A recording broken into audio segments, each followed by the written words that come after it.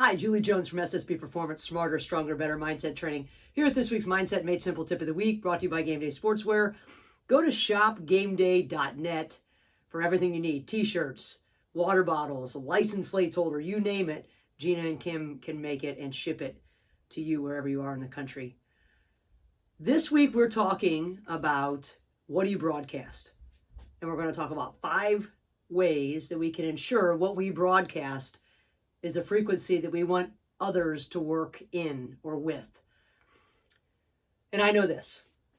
When I was coaching, I could walk into a massive facility, Styles Athletics Fieldhouse, the Krensler Dome at Cleveland State, wherever I was, and at any given day, at any given time, I could walk through the door and suck out all the energy and all the air out of the whole place because of what I was broadcasting. If I could go back and change one thing about my coaching related to what I talk about now, it would be this. It would be understanding more. I understood some, and we all understand that we influence other people. As John O'Sullivan says at the end of every The Way of Champions podcast, your influence is never neutral. And we know that. Even so, we don't always check ourselves before we go through the door or step into the meeting or walk into the house, whatever it might be. But what we broadcast makes a big difference on what's going to happen in the environment, because we catch other people's emotion, their energy, their feelings just in general. And that's why I spent last Friday at Thomas Worthington High School and Worthington Kilbourne High School, both of the high schools in Worthington, Ohio, talking about this in our leadership group with the student athlete leadership boards that they have, this theme of you are contagious, and getting them to start to think about who they want to be and how they want to affect those around them or effect what's going on, whatever the affect effect is. It's not your and your, but you know what I'm talking about. But whether we realize it or not, we are sending a ripple effect into the facility, into the room, every time we step in. And we need to be very conscious of that. We mirror others. We yawn when other people yawn. We smile when other people smile. We even stress when other people stress. You may remember a study that I've referenced in the past by Rubin et al. It was in 2011, where they put sweat pads under the armpits of first-time skydivers, and they put sweat pads under the armpits of people who are working out, running on the treadmill, whatever they're doing. And then they found suckers, college students, to come in most likely for $30 or whatever they pay people to do the psychological studies is these days.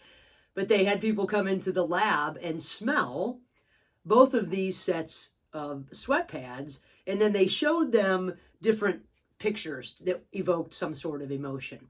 And what they found during the time, with these people, their response was, they had them hooked up to all this stuff, and they looked at their own expressions and things like that. They found that the people who smelled the stressed out first-time skydivers had an increase in their stress response. The people who smelled the other ones, no change in effect.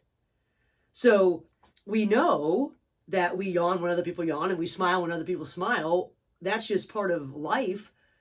But if we can catch stress from smelling somebody else's sweat that happened before we were even in the same room with them, what do we catch from the person standing next to us? What do we catch from the group of people that we're walking through? You know when things are tense. I use the example all the time with athletes, and I say, when your mom is pissed. She can open the door of the house, it is like, whoosh. There she is in all her glory and madness, hoping that it's not being directed at you, but you know the feeling.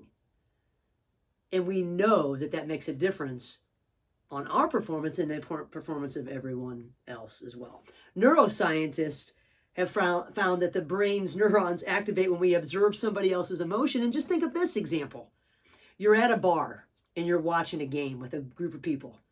whether it's in Cleveland and you're watching the Browns or whoever, or in Pittsburgh watching the Steelers, 6-2, there we go. But someone takes a hard hit and everybody goes, oh, and they even sometimes will touch their ribs or do this, one of these jobs. Like, we can feel that someone else's pain through a television screen. And it's like a collective, in those situations. Again, we catch things by watching, by feeling, by being around situations. And we need to be very, very aware of that. And here's the thing, that these mirror neurons don't just help us understand others and their pain, they can influence our own behavior. So what are we influencing? Us? Others? What are we influencing? We know that everything we do communicates something. This is communication, this is communication. Everything we do communicates something. And we're constantly broadcasting things. Our words, our tone, our posture, our hand gestures, all these things are saying something, and we are very, very contagious. So what can we do about it? I just was reading The Culture System by J.P. Nerbun, JP. And he was talking about Dean Smith. And one of Smith's former players was, had this excerpt in the book. His name is Dave Hammers, and he was describing Smith's demeanor as very calm and very factual at the most intense moments of the game. He was praising Smith about being the right coach at the right time, no matter what. And as leaders, one thing we can do, one of the 5 things that we can do to help ensure that we're broadcasting what we want, is we can practice calm responses. I'm laughing because I'm sure I was really good at this. And then show others that they too can remain calm.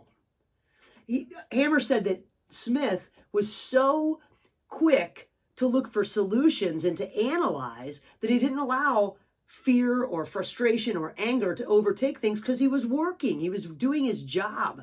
He was figuring out how they were going to get out of the jam they were in, or he was figuring out how he was going to put more pressure on things, or he was figuring out how they're going to score enough points in 17 seconds to win a game. These are the things that he was focused on, not the environment in itself, but a solution to the problem. So that's one thing. Starting to look for a solution immediately helps put us into fact and move forward mode. Now, sometimes that may turn you into this mode. I get into that too. I remember someone said they would ask me what time it was. I would look at my watch and not answer. Well, that's not giving a whole broadcasting that I'm involved in anything that's going on around me, too much in my head, but you get the point with that. Another way that we can ensure that what we're broadcasting is going to get the best out of everyone around us and out of us, is to do a simple sort of tension check before we walk into whatever facility we're going into.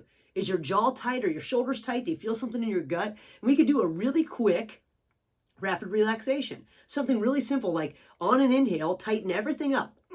Tighten it all up. And then on the exhale, let it go. You won't believe what lets go in just that simple 5 or 6 second little exchange. We have intentionally gotten into our body, we're present, and we have relaxed things that we didn't even realize were, like our shoulders are coming up to our ears, or our jaw is so tight and it's popping out. Like my pitcher always said, she could see my jaw out of my catcher's mask. That's when we use a mask, not the helmet, right? Another great thing that we can do is we can set emotional intentions. I work with Portland State Softball, one of the most amazing staffs in the country. They're successful, they've got an amazing culture, and one thing they do before every single practice is they go around the circle and everybody states their intention for the day. How are they going to show up emotionally? How are they going to show up behaviorally? What are they going to do to make themselves and the group better today? They go around, coaches, players, everyone is now stating their intention. Here's how I'm going to be. Now, who's going to stand there and say, I'm going to be a negative Nelly, doubtful, whatever? No one's going to say that. Now, of course, people slip into that. We're not perfect.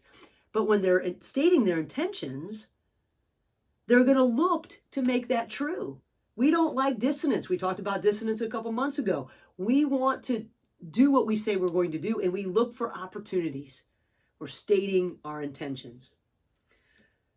Another must-have for helping us broadcast what we want to broadcast is that everybody needs a pre-performance routine. Everybody. The coach, the CEO, the player, the trainer, everyone needs a pre-performance routine. How do I show up at my best? Well, I need to be intentional about it. I know that I need to feel this way. I need to be at this arousal level. I need to be at this focus level. Well, how do I get there? I need a routine that is consistent, that takes me from wherever I am on one side or the other to here. That says, it's time to work. I worked with a kid that played Division I basketball at a school in New York, and she had a hard time leaving stuff in the locker room. So we said, okay, this is our deal, right? This is what we're going to do before every practice. When you walk into the facility and you step across that threshold into whatever facility it is, you are going to, from that moment on, listen to your shoes on the court. You know what basketball shoes sound like if it's a really clean court. You're going to listen until you get to the scorer's table. Then you're going to sit down at the scorer's table and you are going to rehearse the first few minutes of practice. You know what practice is going to look like. You got the plan. Then you're going to stand up and you're going to raise your arousal level a little bit. You're going to get a little bit pumped up. You're going to move around a little bit. Just, get your blood pumping before it's time for the stretch.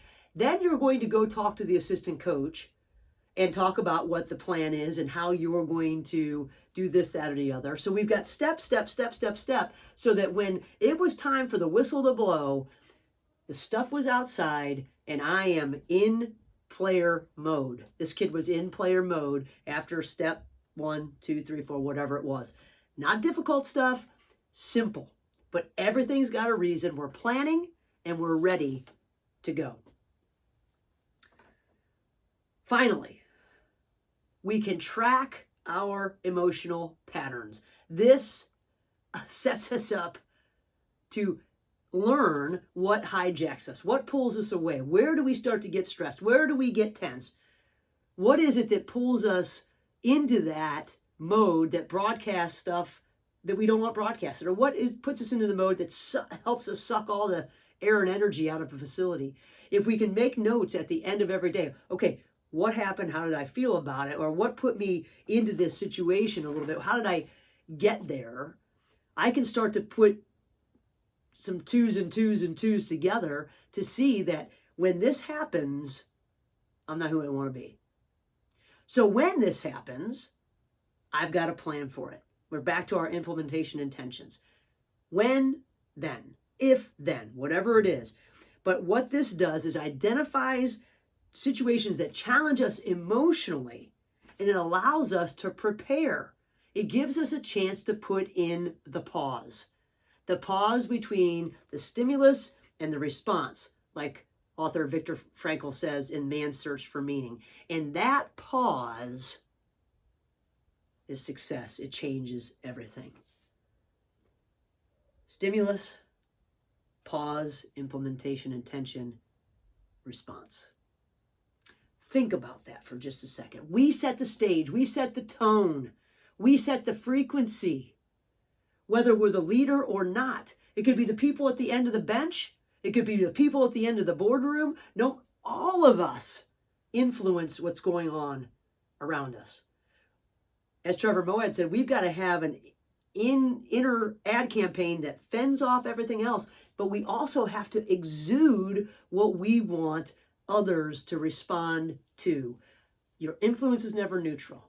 What are you going to do with that?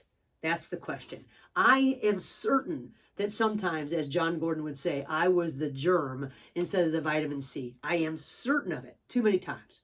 But with these simple ideas, we can do a better job of getting where we need to go, or being who we need to be. And we can help those around us model this behavior as well. They mirror us. What we give them, they'll give back, for the most part. Of course, it's not a perfect science. And we're not perfect either. But being like Dean Smith, checking our tension, making sure that we're setting our intentions, having a pre-performance routine, and then finally journaling a little bit, just writing down just responses. Okay, what made us respond? We're critically assessing and becoming more aware of where we are compared to where we want to be. These things can help us be better. I try to practice them. I'm not good either. I caught myself today and had to back off with something when I wanted to put my influence in a certain way into a conversation. I'm like, okay, nope. What are you broadcasting? That's not what you want here. So back it out. It's hard, but it's important because we're setting the stage. How do you want your players to respond? How do you want those around you to respond to your influence? You control a lot of that. If you're going to the NFCA convention, hit me up on December 4th at 1 o'clock. We're doing a session for coaches and your mental toolbox. Go to nfca.org to sign up, or go to ssbperformance.com/blog, and you'll see a link there as well. Until next week, think about what you're broadcasting, decide what you want to broadcast, and then use these 5 tips to be a little better at it. Have a great week.